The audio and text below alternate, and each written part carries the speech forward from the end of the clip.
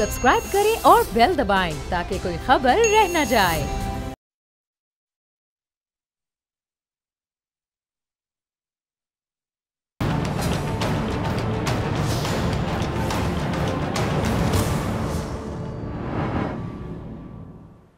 अस्सलामुअलैकुम, ये है ऐसे नहीं चलेगा और मैं हूं आपके साथ डॉक्टर फिजा अकबर खान। नाजरीन, पाकिस्तान बनने से पहले हमारे आबाओ अजदाद ने इस मुल्क के लिए बहुत कुर्बानियाँ दी हैं। अपना घर बार छोड़ा, अपने अजीज़ों अकारिब को छोड़ दिया, जायदादें तक छोड़ दी, जो दोस्त थे और वही खून के प्यासे बन गए थे। ऐसी सूरत हाल थी, हज़ारों नहीं बल्कि लाखों जानें गईं, इस्मत दरी के वाक़यात पेश आए। उन लाजवाल कुर्बानियों के बाद हमको हमारा ये वतन मिला जिसको हम पाकिस्तान कहते हैं, जहाँ खुली फ़ज़ा में हम सांस लेते हैं। वतन मिलने के बाद भी कुर्बानियों का सिलसिला रुका नहीं है, दिए चले जा रहे हैं हम।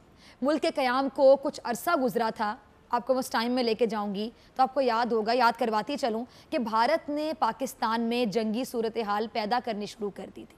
और पाकिस्तान चूँकि अभी नया नया मुल्क बना था तो मुआशी तौर पे मजबूत कैसे हो सकता था, दिफाई तौर पर भी बहुत ज़्यादा मजबूत नहीं था कि अपने से कई गुना बड़े और पुराने ताकतवर मुल्क का मुकाबला कर सके। लेकिन ये कौम जिसने लाखों जाने देकर ये वतन हासिल किया, ऐसा हो सकता था कि जब मुल्क बचाने की बारी आती तो ये कौम पीछे हट जाती? बिल्कुल नहीं। इस धरती माँ के बेटे, बेटियाँ, बूढ़े, बच्चे सब ने कंधे से कंधा मिलाकर दुश्मन का ना सिर्फ डट कर मुकाबला किया, बल्कि हम अपने मुल्क के लिए हर किस्म की कुर्बानी देने से गुरेज नहीं करते। और अभी भी ये सिचुएशन है कि कभी भी कोई कुर्बानी देनी पड़ जाए, पीछे नहीं हटते पाकिस्तान के लोग।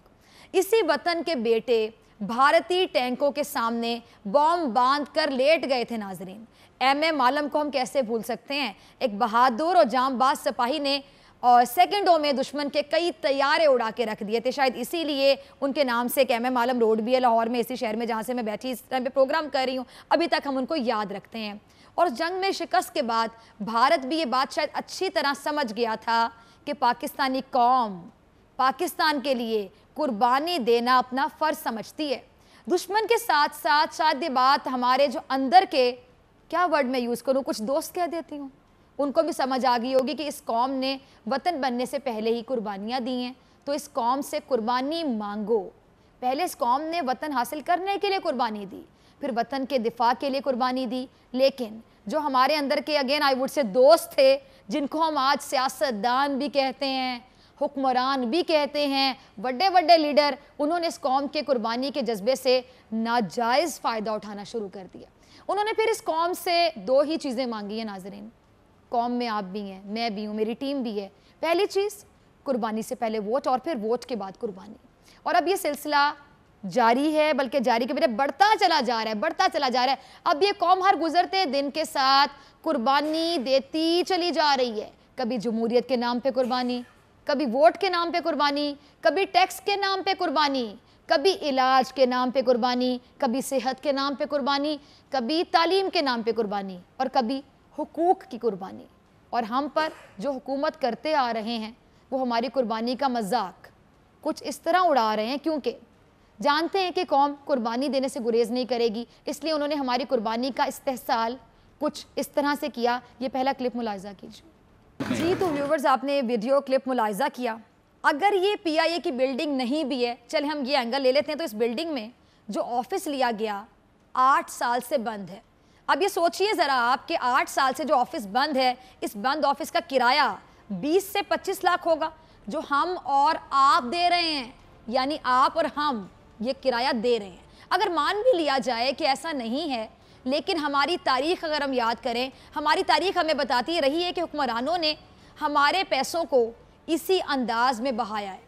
मैं ये हरगिज़ नहीं कहती कि ये वीडियो सही है या मैं सेकंड करती हूँ, हो सकता है इसमें सदाकत ना हो, लेकिन हमारी कौम ये जानती है और बाखूबी समझती है कि जैसे अफराद हम पर हुक्मरानी करके गए और कर भी रहे हैं, जिस तरह उन्होंने नए कौमी इदारों को चलाया, उनसे कुछ बैद नहीं है, उनके लिए ये एक छोटी सी बात है, क्योंकि हम पर हुक्मरानी करने वाले लोग हमारे पैसों से बाहर इलाज करवाते हैं, लेकिन इस कौम के बच्चे सड़कों पर पैदा होते हैं। यहाँ ज़रा देखिएगा कि मैं अक्सर कहती हूँ कि यहाँ पर प्रोटोकॉल की वजह से रिक्शे में, चिंचियों में ख़वातीन बच्चों को जन्म देती हैं और कल को 18 साल बाद जब वो बच्चा जवान होगा, बड़ा होगा, उसका आईडी कार्ड बनेगा, वो वोट देने के काबिल होगा, तो यही लोग कहेंगे कि हमें वोट दें। किस मुंह से आप कहेंगे उस बच्चे को हमें वोट दें जिसको हॉस्पिटल नसीब ना हो सका और सड़क पर उसकी माँ को उसे पैदा करना पड़ा, और लिटरली कितनी जिल्लत उठानी पड़ती है खातून जो कि बच्चे को सड़क पर जन्म दे रही है सिर्फ इनके प्रोटोकॉल्स की वजह से। ऐसे वाकयात ऑन रिकॉर्ड हैं, हम ही खबरों में रिपोर्टिंग करते रहे ऐसे वाकयात की।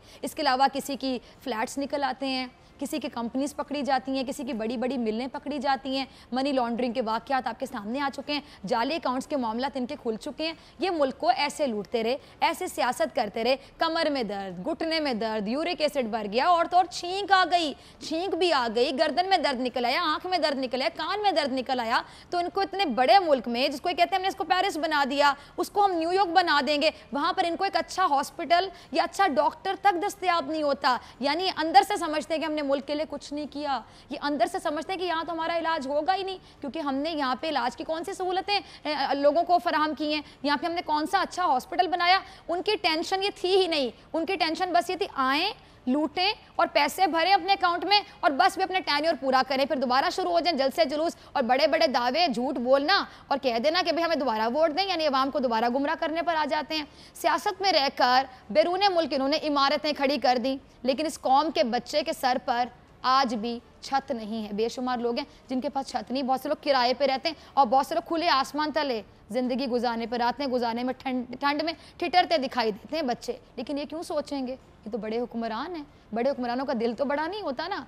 इस कौम को ये आदत हो गई है कि कुर्बानी दिए चले जाओ। हम पर 30 साल तक ये लोग मुसल्लत रहे, इनके कुत्तों के खानों का नाजरीन कभी नागा नहीं हुआ था, याद रखिएगा। लेकिन इस मुल्क में गरीब का बच्चा दिन में एक वक्त का खाना खाता है, कई बार वो भी नसीब नहीं होता। कुर्बानी देने वाली कौम है ये, शायद आगे भी ये कौम इसी तरह कुर्बानी देती जाएगी और हुक्मरान समझते हैं और हमारे हाकिम हमसे कुर्बानियाँ मांगते रहेंगे। लेकिन कब तक? आज मैं इन तमाम लोगों से पूछती हूँ, कब तक? कभी ना कभी तो ऐसे लोगों से भी हिसाब लिया जाएगा।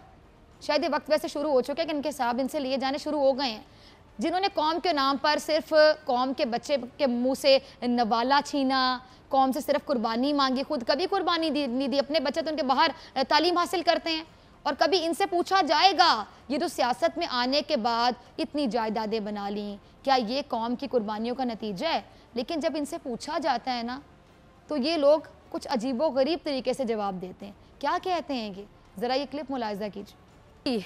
तो इनका नाम है आसिफ अली जरदारी साहब। ये बहुत बड़े लीडर थे, भुट्टो साहब, जिनके दामाद बने और बहुत बड़ी लीडर थी मेरी नज़र में, ग्रेट खातून थी, जिनका नाम था बेनज़ीर भुट्टो साहिबा। उनके शौहर हैं, उनकी वसीयत में, मैं कह रही हूँ आज वसीयत थी बेनज़ीर भुट्टो साहिबा की, जिसकी वजह से ये सामने आए, वरना शायद ये इतने काबिल नहीं थे। और काबिल थे तो क्या सूरत हाल है इस टाइम पे, सिर्फ सिंध इनके पास है, वफाक से निकल के सिंध तक आ गए। और सिंध में जो आपने दूध और शहद की नहरें बहा दी वो तमाम लोगों को नज़र आता है। दूध और शहद की नहरें तो नज़र नहीं आती, लेकिन अलबत्ता शजील मेमन जैसे लोगों के बॉटल्स में से शहद ज़रूर निकल आता है, जैतून और आला दर्जे का शहद।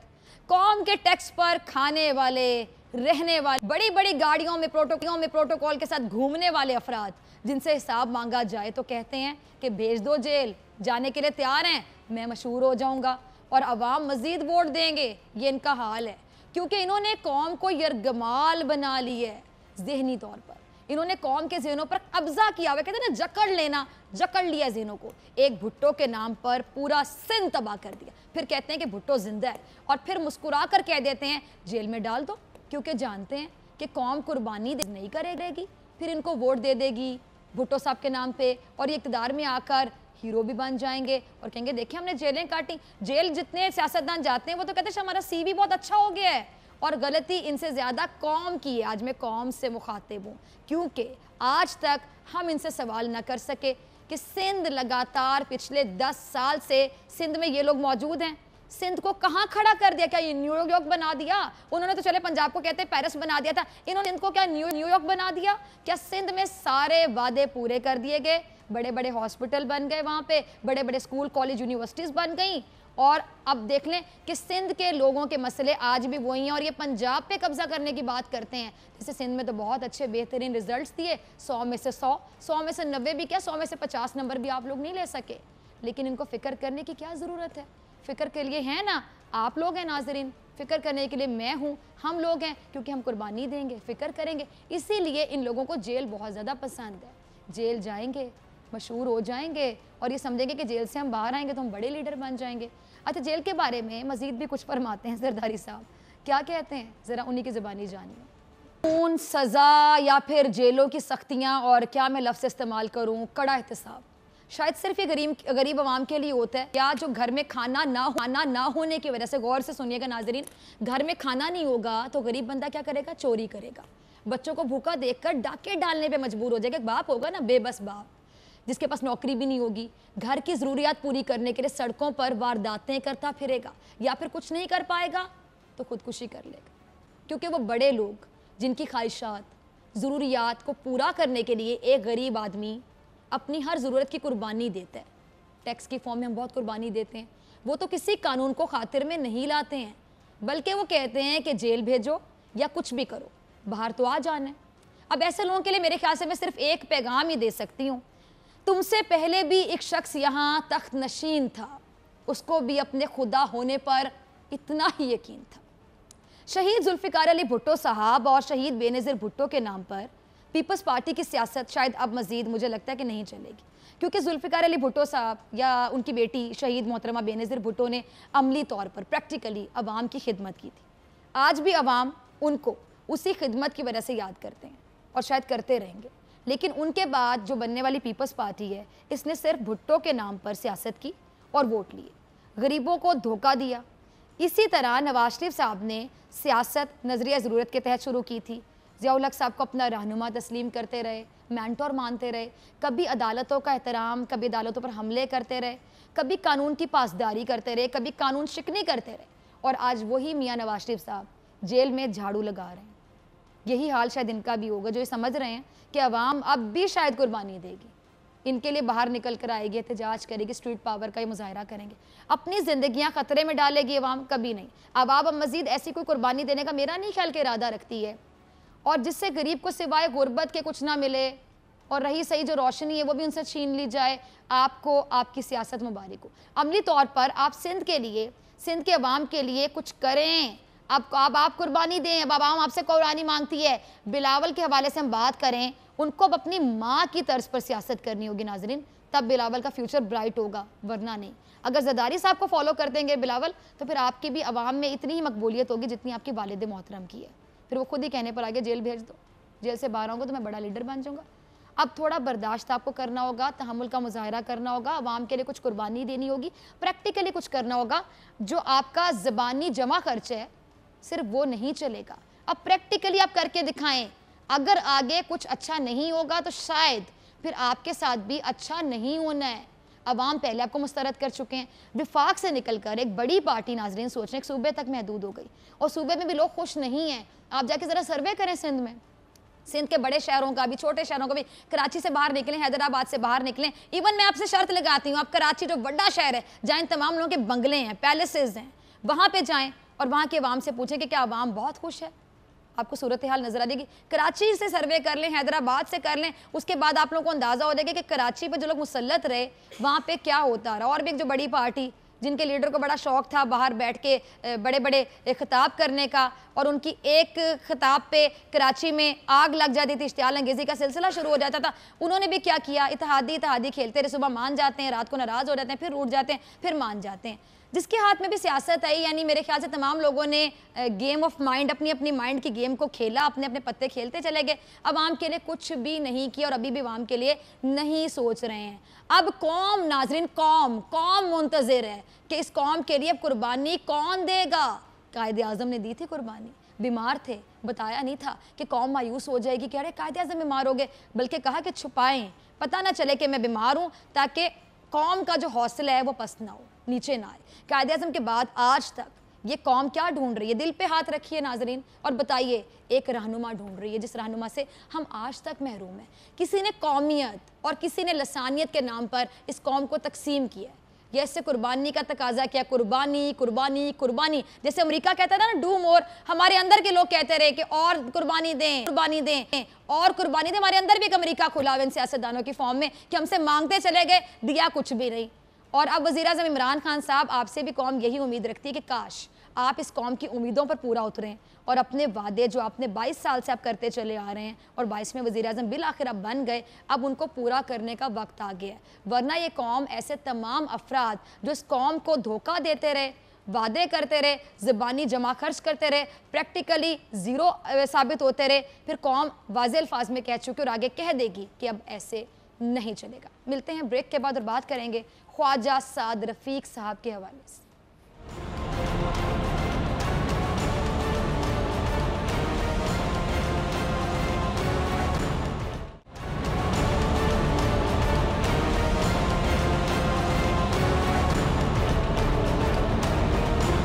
वेलकम बैक नाजरीन, आप देख रहे हैं प्रोग्राम ऐसे नहीं चलेगा। मैं हूं आपके साथ डॉक्टर फ़िज़ा अकबर खान। नाजरीन, आपने सुना होगा कि दूसरों को नसीहत और ख़ुद मियाँ फजीहत।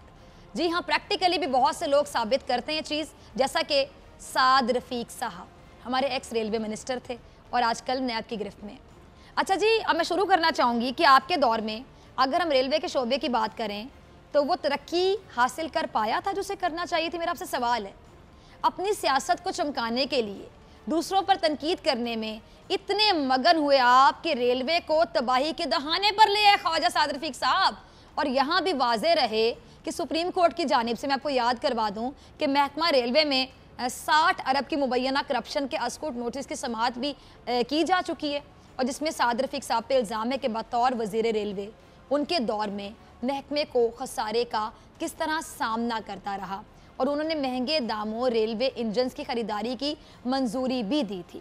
अच्छा जी, इलेक्शन के हवाले से बात करते हैं तो इलेक्शन से पहले अपनी मुहिम के दौरान जो मुखालिफ जमात है, बल्कि मैं नाम ले लेती हूँ, पीपल्स पार्टी की बात करें क्योंकि हम कंफ्यूज नहीं है, हमने जो बात करनी क्लियर करनी है, या वाइट या ब्लैक, हम दरमियान में नहीं रखते किसी को कि क्या हो रहा है। उनके बारे में आप जो बातें करते रहते थे, आपके जो अल्फाज थे और आपकी जो राय कह दूँ मौसूफ साहब, आपकी जो राय थी वो क्या थी मौसूफ की राय, ज़रा इन्हीं की ज़बानी मुलाहिज़ा कीजिए।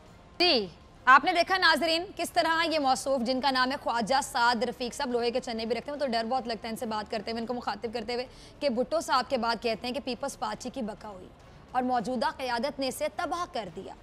अच्छा जी, मौजूदा क़यादत को तबाही का जिम्मेदार करार देते हैं, यानी ये मान चुके हैं, इनके अपने अल्फाज हैं, अपनी ज़बानी, इनका अपना चेहरा था, इनकी अपनी आवाज़ थी, इनकी अपनी बॉडी लैंग्वेज थी। अब ये भी नहीं कह सकते अरे ये तो ख्वाजा साद रफ़ीक साहब नहीं, कोई और है, अरे ये तो मेरी आवाज़ नहीं, तो कोई और है, या तो पता नहीं क्या किसी ने आपको क्या स्क्रिप्ट लिख के दिया था कि आप अपने होश में नहीं थे, आपने कुछ भी कह दिया। अब एक शख्स जो कि यू टर्न पे बड़ी तनकीद करते हैं ना ये लोग कि जी सिटिंग गवर्नमेंट यू टर्न ले लेती है। जब नाजरीन ये अपनी बातें करते हैं फिर यही ख्वाजा साद रफ़ीक साहब, यही शक्ल होगी, यही आंखें, यही नाक, यही अल्फाज होंगे इनके, यही ज़बान, यही आवाज़, यही बॉडी लैंग्वेज, और उन साहब का नाम ख्वाजा साद रफ़ीक साहब भी होगा कि ये फिर उसी पार्टी के हवाले से अपनी राय चेंज कर लेंगे। इसका मतलब है कि इसको आप यू टर्न नहीं कहेंगे, या आप लोगों के मूड स्विंग्स आते रहते हैं, या फिर मुफादात होते हैं शायद कि आप लोग फिर उसी पार्टी के बारे में अच्छी बातें करते रहते हैं। पहले आपको वही पार्टी सरमत्थे से दुखती दिखाई देती है, उस पर आप तनकीद करते हैं, तुंदो तेज तनकीद के नश्तर बरसाते हैं। अभी भी मैं सामने इनको देख रही हूँ, मेरे टीवी पे नज़र आ रहे हैं, साइड पर फुटेज चल रही है, साद रफ़ीक साहब। अब देखें शक्ल पे जो इनके कॉन्फिडेंस से बात करते हुए, अब ये जो बात करते हैं, अब जो अल्फाज पे इन्होंने यू टर्न लिया, ज़रा वो क्लिप भी मुलाहिज़ा कर लीजिए, चलाइएगा, जो फूल झड़ रहे हैं इनके मुँह से। जी, मुझे वाकई हंसी आ रही है कि साद रफ़ीक साहब की आपने धुआंधार गुफ्तगू मुलाहिज़ा की, जरदारी साहब को मुखातिब किया हुआ था और उनको बता रहे थे कि जरदारी साहब आपने क्या क्या कुछ किया, और उनको बाकायदा ही बताते दिखाई दे रहे हैं, शुगर मिलें बच्चे देती हैं, उनको आईना दिखा रहे हैं बेसिकली खड़े होकर सामने, खा कर पेट नहीं भरता, यहाँ तक ताने मार रहे हैं बड़े बड़े फ्रैंक वे में, और अब पता नहीं किस मुँह से ये तारीफ़ करते हैं। और जो मौजूदा हुकूमत में या ये जो दौरे हुकूमत है, मैं कह दूँ इसमें जो एहतसाब जारी है, एहतसाब का अमल, जिसमें तमाम लोगों को अपनी गर्दनें फंसती हुई दिखाई दे रही हैं, तमाम लोगों की जो करतूतें हैं वो खुलती हुई दिखाई दे रही हैं, वहाँ पर ये लोग यू टर्न लेते दिखाई दे रहे हैं। अच्छा, इससे पहले कि मैं अगले क्लिप की जानिब जाऊँ, आपने कहा साद रफ़ीक साहब शुगर मिलों की आपने बात की, यहाँ मिलने किसकी नहीं है? आप लोगों में से किसकी मिलें नहीं है? जिसकी मिलें नहीं होंगी उसके फ्लैट्स होंगे कहीं पे बहुत शानदार किस्म के, जहाँ पे एक आम आदमी तो रहने का सोच भी नहीं सकता। आम जो पाकिस्तानी है, कराची की बात कर लें, लाहौर की बात कर लें, इस्लामाबाद की बात कर लें, वहाँ पे वो फ्लैट नहीं ले सकते। आप लोगों को तो बड़ी बड़ी सोसाइटीज़ में, बड़े बड़े मुल्कों के बड़े बड़े शहरों में एलीट क्लास में आप लोगों के अपार्टमेंट्स होते हैं, फिर पकड़े जाते हैं, आप उनको शो भी नहीं करते हैं, फिर आप लोगों को बाकायदा सजाएं भी मिल जाती हैं, फिर उन सजाओं को भी नहीं मानते आप लोग। सारी बात है, आप कानून की इज्जत ही नहीं करते। आप कानून को अपने हाथ में लेने वाले लोग थे। कानून जब एक्टिव हुआ तो आप लोगों को समझ नहीं है कि अब इधर जाएं उधर जाएं क्या करें। फिर आप लोग अदलिया का एहतराम भी करते हैं, लेकिन साथ ही आप लोग कहते हैं प्रैक्टिकली कि जी हमें क्यों निकाला, ये हमारे खिलाफ जो फैसला है तो बाइस्ड है, ये तो हमारे साथ पुरानी को ग्रज निकाली जा रही है। फ्लैटों के आप किसी को मिलों के ताने किस मुंह से दे रहे हैं? आपके तो अपने मामला इतने पकड़े जा चुके हैं, जिसमें सुना है कि आपने अपने घर वालों को भी इन्वॉल्व कर लिया था, अपनी बेगम को भी आपने बताया, इन्वॉल्व किया, तमाम चीज़ें उनको भी पता थी कि मेरे जो हस्बैंड साहब हैं, मेरे जो पंजाबी चंगे, मेरा बंदा कितने कितने फ्रॉड करन दे, दिहाड़ियां ला रहे हैं, उन्होंने भी साल नाल तुसी रलाया होया सी। पता नहीं कैसे आप लोग मिला लेते हैं, फिर तो समझ जाते हैं घर वालों को साथ मिला लेते हैं। इनोसेंट आपकी बात उनको भी साथ आप लोग मिला लेते हैं। छोटे भाई को भी आपने अपनी करप्शन के दास्तान में मिला लिया। खैर वो पंजाब के हेल्थ मिनिस्टर रहे हैं, वहाँ पे उनके क्या घपले थे वो आप सब लोगों को किसी दिन हम दिखाएंगे। नाज़रीन, इस पर बाकायदा प्रोग्राम करेंगे कि किस तरह ख्वाजा सलमान रफीक साहब और ख्वाजा इमरान नज़ीर साहब ने पंजाब में अपनी हेल्थ मिनिस्ट्री का नाजायज़ फ़ायदा उठाया। उनके भी बड़े घपले जो सामने आपको आते दिखाई देंगे। अब नैब की आप गिरफ्त में हैं और आप इस तरह की बातें अभी भी करते हुए दिखाई देते हैं। आप पार्लियामेंट फ्लोर पे खड़े होते हैं प्रोडक्शन ऑर्डर लेने के बाद, आप इस तरह की बातें करते दिखाई देते हैं। अब आपको बेसिकली अपनी गर्दनें फंसती हुई जब नज़र आई हैं ना, फिर आप लोगों को लगे अरे नहीं वो तो अच्छे थे, यानी साथ मिलने के बाद क्या आप लोगों के मामला दफन हो जाएंगे? जो करतूतें आप लोगों ने की हैं क्या वो ख़त्म हो जाएंगी या दुनिया से मिट जाएंगी, या आपके खिलाफ एहतसाब नहीं होगा? आप सब इकट्ठे भी हो जाएंगे तब भी एहतसाब होगा, क्योंकि हमारी अदालतें जिंदाबाद, इंसाफ तब भी होगा। अच्छा, अगला क्लिप आपको दिखाते हैं, उसमें क्या कह रहे हैं ये ज़रा वो भी मुलाहिजा कर लीजिए। कहूँगी कि उफ खुदाया, कल तक जिन्हें साथ बिठाने को आप लोग तैयार नहीं थे, अब वो इतने अहम हो गए कि सादर रफीक साहब, मैं यही कहूँगी कि कहाँ से सीखा है आपने ये फ़न अदाकारी। आप तमाम लोगों को तो एक्टिंग के लिए ऑडिशन देना चाहिए, हॉलीवुड रख लेगा आपको। अगर आपकी अंग्रेज़ी सही है हॉलीवुड में ट्राई कीजिए, क्योंकि छोटी चीज़ों को पसंद नहीं आती। हॉलीवुड में डायरेक्ट जाके आप टॉम क्रूज़ की सीट संभाल सकते हैं। आप ये कहते हैं उनके बारे में कि जी अब आपको वो बेहतर लगते हैं, पीपल्स पार्टी पहले किसी लायक थी, किसी काबिल नहीं थी, अब आप दोनों जमातों के मिलने की बात करते हैं। वाह क्या बात है, मुझे तो अपने कानों पे यकीन नहीं आ रहा कि पहले वही सादर रफीक साहब जो कितनी तनकीद कर रहे थे आपको सुनाई, अब ये कहते हैं दोनों पार्टियों को मिल के बैठना चाहिए। और अगर ऐसा मैं कह दूं कि ऐसा तो नहीं है कि कहीं सादर रफीक साहब आपने जो माजी में जो कुछ किया था अब आपको अपने सामने आता दिखाई दे रहा है और मौसूफ असम्बली के फ्लोर पर खड़े होके बहुत सी बातें करते हैं। वो क्लिप भी आपको दिखाएंगे, ज़रा वो मुलाहिजा कीजिए। टीम अगर वो क्लिप तैयार है तो ज़रा दिखाइएगा कि असम्बली के फ्लोर पे खड़े होके अपने साथ जो जुल्म हो रहा है, नैब के हवाले से कुछ गुफ्तगू करें सादर रफीक साहब, ज़रा वो मुलाहिजा कीजिए। तो नैब के हवाले से आप बात करें, नैब आपको काला कानून दिखाई देता है। सादर रफीक साहब मैं आपको याद दिलवाती चलूँ, ये जो नैब है बड़ा इल्ज़ाम लगाते हैं, नैब बनाया किसने था? नैब नाजरीन क्या होता है कि इदारा जो आपका एहतसाब करता है, उसका नाम आप एक्स रख दें, वाई रख दें, जेड रख दें, या ABCDEF GH जो मर्जी रख दें 26 अल्फ़ाबेट्स में से।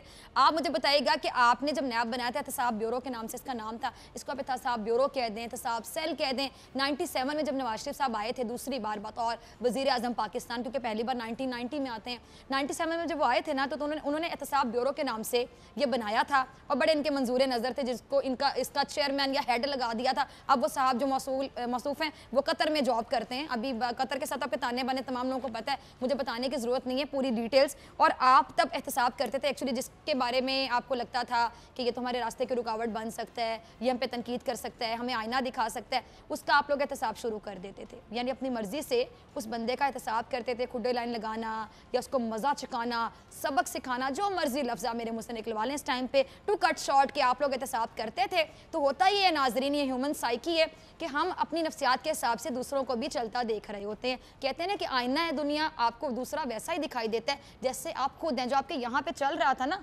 एहतसाब ब्यूरो को लेके, जो आप करते थे, जो यहाँ पे चलता था, अब वो आपको लगता है कि दूसरे भी आपके साथ कर रहे हैं, क्योंकि दुनिया मकाफात अमल आपको ये लगता है कि शायद आपके साथ ये हो रहा है, क्योंकि आप चुन चुन के एहतसाब करते थे उन लोगों का, लेकिन जिनका नहीं करना होता था उनका आप बिल्कुल एहतसाब नहीं करते थे। उनके साथ आपने दोस्तियाँ की हुई थी, पींगे आपने उड़ाई हुई थी उन लोगों के साथ, और आप लोग कहते थे कि जी आज तुम्हारी बारी, हमारी बारी, इसका एहतसाब नहीं करेंगे। बड़े लोग फखरिया पेशकश के तौर पर बताते हैं कि जी हमने तो अपने दौर में किसी का एहतसाब नहीं किया, तो ये कोई अच्छी बात नहीं है। इस बात पर पर्दा डाला करें, बल्कि छुपाया न करें, कोई और भी कहा करें करे तो कहा करे अच्छा अच्छा ऐसा हुआ था, शर्मिंदा होने वाली बात नहीं। लेकिन आप लोगों की कॉन्फिडेंस लेवल इतनी पीक पर है कि मैं सलाम पेश करती हूँ सिर्फ आपके कॉन्फिडेंस को, जिसको हम डिटाई कहते हैं तो ज़्यादा बेहतर होगा, कॉन्फिडेंस भी ना को, एक नेगेटिव किस्म का डिटाई किस्म का कॉन्फिडेंस कि आप लोग जिस बात पर शर्मिंदा होना बनता है, आप लोग फखरिया पेशकश के तौर पर इस बात को कह देते हैं कि हमने ये नहीं किया था और हमने ये किया था, उस पर शर्मिंदा होना बनता है, वो सही नहीं किया था, उसी की वजह से तो मुल्क यहाँ पे खड़ा है आज, जहाँ पे नए लोगों को मुल्क पकड़ा दिया गया, वोट दिया, जाहिर बात है उनको भी मौका मिला और आप लोग उनको पे तनकीद करते हैं। आप लोगों ने मुल्क का हाल क्या किया था जब ये मुल्क आया पीटीआई के पास। आज मैं पीटीआई के लिए सिर्फ इतनी बात जरूर करूंगी कि मुल्क जहां पे आपने पहुंचाया पीटीआई के पास, तो वहां पे मुल्क कोई अच्छी जगह पर नहीं खड़ा था। मईशत की हालत हम देख लें, तमाम चीज़ों की नो डाउट कि वहाँ उनसे भी बहुत गलतियाँ हो रही हैं, लेकिन आप लोग जो पीछे 30 साल से हुक्मरानी करते रहे, आज मेरी बारी, आज तुम्हारी बारी, फिर मेरी बारी, फिर तुम्हारी, फिर मेरी बारी, फिर तुम्हारी बारी, तो आप लोगों ने मुल्क के साथ क्या किया, मुल्क का हशर कर दिया। उसके बाद जो नए लोग आए हैं तो आप कहते हैं कि बस ये जल्दी सब सही कर दें, सही होने में भी टाइम लगेगा। हाँ, लेकिन नए लोगों के भी बहुत से मसाइल हैं, वो मसाइल हम वक्तन फवक्तन आपको बताते रहते हैं। नैब के बारे से आप लोग बात करते हैं, नैब को आप काला कानून कहते हैं अगर नैब वाले सुन रहे हैं ना, ये प्रोग्राम देख रहे हैं, पहुंच जाता है हर जगह पे प्रोग्राम, मैं आपसे मुखातिब हूँ, जरा जो प्रोडक्शन ऑर्डर जारी करके असम्बली का फ्लोर यूज करते हैं नैब के खिलाफ धुआंधार तकरीर करने के लिए, नैब ने कोई आपको हार पहनाने के लिए पकड़ा हुआ है? नैब के आपको एप्रिसिएशन लेटर्स देने के लिए लेके गया हुआ अपने साथ? आपसे पूछगछ होती है ख्वाजा साहब, आपसे तफ्तीश की जाती है, आपसे तहकीकात, आपसे बाकायदा इन्वेस्टिगेट किया जाता है, जिसमें आप लोग ताउन नहीं करते हैं। वहाँ भी इसी तरह की तड़ियाँ लगाते होंगे जो पार्लियामेंट के फ्लोर पे खड़े होकर लगाते हैं। अजीब बात है, मुझे तो ये बात हजम ही नहीं होती कि नैब की आप गिरफ्त में हैं, आपसे तहकीकात हो रही हैं, किसी अच्छे काम पे नहीं हो रही, कोई चंगा काम तो नहीं किया, ऐसी अच्छा काम किया होता तो नैब आपसे पूछगछ न कर रहा होता। आपके फ्रॉड्स की दास्तानें जो सामने आएंगे उसकी वजह से आपको गिरफ्तार किया हुआ है। फिर प्रोडक्शन ऑर्डर नो डाउट आपको आइन अलाउ करता है, प्रोडक्शन ऑर्डर करवा के आप लोग आ जाते हैं असम्बली पे। वो असम्बली जहाँ पे असम्बली का जो एक सेशन हो रहा होता है, हमारे टैक्स के पैसों से पैसा लगता है, वहाँ पे हमारे जो इलेक्टेड नुमाइंदगान है जिनको हमने वोट दिया, जमहूरियत है, वहाँ पे मेंबर बन के बैठे हुए, वहाँ पे कानून साजी होनी चाहिए, वहाँ पे आइडियाज़ डिस्कस होने चाहिए कि तालीम का क्या बनेगा, सेहत का क्या बनेगा, इस चीज़ का क्या बनेगा, उस चीज़ का क्या बनेगा, पाकिस्तान के बारे में बात करें, आइडियाज़ के बारे में बात करें, चलें सूबाई असम्बलियों में बात करें, बहुत से इख्तियार सूबाई असम्बलियों के पास है, सूबाई असम्बली में बहुत सी चीज़ें डिस्कस हो सकती है, हेल्थ के हवाले से बात हो सकती है, तालीम के हवाले से। आप नेशनल असम्बली में नेशनल इशूज़ को डिस्कस करें, लेकिन वहाँ पे आप लोग क्या कर रहे होते हैं, अपना केस लड़ रहे होते हैं। मुझे लिटरली बड़ा दुख होता है, बड़ा गुस्सा आता है जब ये पार्लियामेंट के फ्लोर पे खड़े होकर और स्टेट मीडिया कवरेज दे रहा होता है। जाहिर बात है उनका काम है कवरेज देना, उन्होंने तो दिखाना है कि पार्लियामेंट के फ्लोर पे क्या हो रहा है, लेकिन अवाम नहीं देख रही होती। क्यों? क्योंकि अवाम को आप दिखा क्या रहे होते हैं, अपना अपना रोना रो रहे होते हैं कि मेरे साथ नैब में ये जुल्म हो गया, अपने अपने जुल्म की दास्तानें जो हैं उस पर अपने वकील आप लोग खुद बने होते हैं, आपको पूरी दुनिया देख रही होती है। नैब को इस बारे में भी सोचना चाहिए। ठीक है, प्रोडक्शन ऑर्डर आपके जारी होंगे, आइन आपको अलाउ करता है कि स्पीकर साहब प्रोडक्शन ऑर्डर जारी करेंगे और नैब को आपको वहाँ भेजना होगा, लेकिन जो राहदारी रिमांड लेके आते हैं ना नैब वाले, ज़रा गौर से सुनिएगा, बहुत मैं काम की बात बता रही हूँ कि आप ये बात करें, इस केस को उठाएं, इस इशू को हाईलाइट करें कि इनको नैब के हवाले से अपनी वकालत करने की इजाज़त उस पार्लियामेंट फ्लोर पर क्यों मिली, ये नैब के हवाले से उस पार्लियामेंट के फ्लोर को क्यों इस्तेमाल करते हैं, ये वहाँ खड़े होकर अपने जुल्म की दास्तानें क्यों बताते हैं। जिस काम के लिए गए हैं प्रोडक्शन ऑर्डर पास करने के बाद वहाँ जाएँ, अपना काम करें, अवाम की खिदमत के लिए गए हैं ना, वहाँ पर जाएं, वो काम करें और उसके बाद दोबारा जाएं और दोबारा तहकीकात में उनके लिए मुआविन साबित हों, उनको बताएं कि हमने कौन कौन सी करतूतें कैसे कैसे की थी। आगे भी हमारे पास क्लिप्स हैं, ज़रा अगला क्लिप मुलाहिजा कीजिए। साद रफीक साहब कह रहे हैं कि हमने खून दिया है, जेलों में गए, हमने मुल्क के लिए बहुत कुछ किया है और मैंने क्या किया, मैंने ऐसा क्या किया कि मुझे पकड़ा गया है। साद रफीक साहब कुछ कर लेते ना आप तो आपको पकड़ा ना जाता, और ये जो आपने किया है ना वाकई ये सब ना किया तो फिर आपको वाकई ना पकड़ा जाता। उसके बाद आप ये कहते हैं डाकू लुटेरे यहाँ पे आज़ाद फिर रहे हैं। वैसे अब तो डाकू लुटेरे आज़ाद नहीं फिर रहे, अब तो जो करप्शन करता है उसको पकड़ लिया जाता है, तो उससे तहकीकात की जाती है, उससे पूछा जाता है कि कैसे किया, क्यों किया, किस तरह किया, बताओ। हाँ, वो अलग बात है कि आप लोग गिरफ्त में आने के बाद भी आप लोग प्रोडक्शन ऑर्डर जारी करवा के, जैसे मैंने पहले बता दिया आपको काफ़ी डिटेल में कि आप लोग पार्लियामेंट का फ्लोर इस्तेमाल करते हैं और उसी नैब को काला कानून, नैब के खिलाफ धुआंधार खिताब करते हैं और अपनी अपनी वकालत करते हैं, आप लोग दिखाई देते हैं। इसके बाद आपके और भी क्लिप्स हमारे पास है, प्रोड्यूसर साहब इनका एक और क्लिप हमारे पास है, ज़रा वो क्लिप भी चलाइएगा, फिर प्रोग्राम खत्म होने जा रहा है, फिर हमने ये चीज़ भी दिखानी नाज़रीन को और आखिरी बात भी करनी, फिर इजाज़त लेंगे। अरे बड़े रोते हुए दिखाई दे रहे हैं, तकलीफ़ में दिखाई दे रहे हैं, लेकिन आपने कभी देखा कि किसी की आंखों में आंसू भी हो, कोई गम की कैफियत में वो साथ लथा रहा हो किसी को। पंजाबी से कहते हैं तड़ियाँ लाना, ख्वाजा साहब तुम तड़ियाँ भी ला लेंदे हो और आप बड़े अफसुर्दा भी दिखाई दे रहे होते हैं। मुझे तो आपके समझ नहीं थे, मैंने पहले मशवरा दे दिया था कि हॉलीवुड में ट्राई करें, आप टॉम क्रूज़ की जगह ले सकते हैं। उसके साथ साथ जब आप इतने दुखी भी होते हैं, आंसू भी होते हैं आंखों में, लेकिन अल्फाज साथ नहीं दे रहे होते, क्योंकि ऑनेस्टी के साथ बात नहीं ना हो रही होती। जब आप ऑनेस्टी से बात करते हैं ना नाजरीन, तो आपकी आंखें, आपका चेहरा, आपके अल्फाज, तमाम चीज़ें आपका साथ दे रही होती है, क्योंकि जहाँ चल रहा होता है वही यहाँ चल रहा होता है और वही यहाँ दिख रहा होता है। Face is the index of someone's personality, बड़ी मशहूर सेइंग है। तो वाकई आपका चेहरा आपकी पर्सनालिटी बता रहा होता है। आप जब सच बोल रहे होते हैं ना, तो आपके ज़बान से तो सच या अल्फाज अदा हो रहे होते हैं, वो आपकी आंखों में और आपके चेहरे पे नज़र आ रहे होते हैं। इनकी बातों पर शायद यकीन इसलिए नहीं आ रहा होता कि इनके यहाँ पे कुछ और चल रहा होता है, यहाँ का तो हाल आप पूछिए ही नहीं कि दिल में क्या चल रहा है, लेकिन इनका जो चेहरा है वो फिर ज़ाहिर बात है साथ कैसे देगा, क्योंकि जब आप बात ऑनेस्ट करेंगे नहीं, अंदर से कुछ होगा, बाहर कुछ और चल रहा होगा, तो फिर वाकई समझने की क्या कहते हैं, कख ताड़ी समझ नहीं आएगी ना आंधी है। एक आखिरी क्लिप ज़रा मुलाहिजा कर लीजिए कि लोहे के चने वाले साद रफ़ीक साहब ने ये क्या कहा अदलिया के बारे में, मुलाहिजा कीजिए। रफ़ीक साहब, आपके अदब, आदाब, फिर शिकवा कैसे करते हैं, यहाँ पर क्यों करते हैं, कैसा शिकवा? क्या आपकी ये जो ज़बान है, सिर्फ एक बात पूछूंगी, क्या ये तौहीन अदालत नहीं है? कहते हैं ना action speaks louder than words, यहाँ तो एक्शन भी बोल रहे हैं, आपके वर्ड्स भी बोल रहे हैं।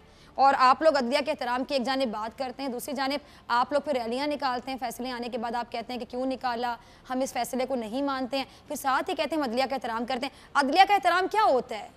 क्या आप जजेस को जाके गले लगाना शुरू कर दें या उनके हाथ चूमना शुरू कर दें या हार ले जाके उनके गले में पहनाना शुरू कर दें? नहीं, प्रैक्टिकली एहतराम ये होता है कि अदालत ने फैसला दिया और आपने मिनुअन कबूल कर लिया। जब आप रोला मचा रहे हैं, शोर मचा रहे हैं और आपने आसमान सर पे उठाया हुआ है कि हम नहीं मानते, हम नहीं मानते, फिर कैसा एहतराम अदलिया का? जीटी रोड रैली आपके कायदे ने निकाली थी ना, ताहयात कायदे ने, और पूछते फिर रहे थे हर स्टॉप पे जाके कि मुझे क्यों निकाला, मुझे क्यों निकाला। और वही कायदा आपके यूसुफ रजा गिलानी साहब को बड़े मशवरे देते दिखाई देते थे कि अदलिया का एहतराम क्या होता है। मैं यूसुफ रजा गिलानी साहब की कोई साइडली नहीं जा रही, ना उनकी मैं को तारीफ करने जा रही, लेकिन हाँ, आपसे ज़्यादा उन्होंने अदलिया का एहतराम किया था। चुप करके जाके बैठ गए थे, रैलियाँ नहीं निकालते फिर रहे थे कि मुझे क्यों सजा दी और मुझे क्यों निकाला। खत ना लिखने का मामला था, वो जो मामला था उस पर वो निकल गए और चले गए, बस आराम से घर जाके बैठ गए। और अब नाजरीन ये चीज़ बाकी कहना बनता है कि ये चीज़।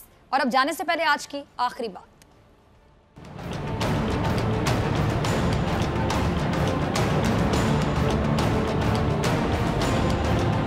बहुत प्यारी बात नाजरीन मैंने कहीं पढ़ी कि गिरते सितारे को अपनी जेब में संभाल लो, क्योंकि जब ज़माने तारीख हो जाएं तो वो सितारा जो आपने गिरता हुआ अपनी जेब में संभाला था, उसकी रोशनी से, उसकी मदद से आप अपने रास्तों को मुनव्वर कर सकें, रोशन कर सकें। इसी के साथ डॉक्टर फ़िज़ा अकबर खान को दीजिए इजाज़त। आपसे मुलाकात होगी कल सेम टाइम सेम चैनल। अगर ज़िंदगी ने वफ़ा की, दुआओं में याद रखिएगा, ढेर सारा ख्याल रखिएगा। अल्लाह ने के बाद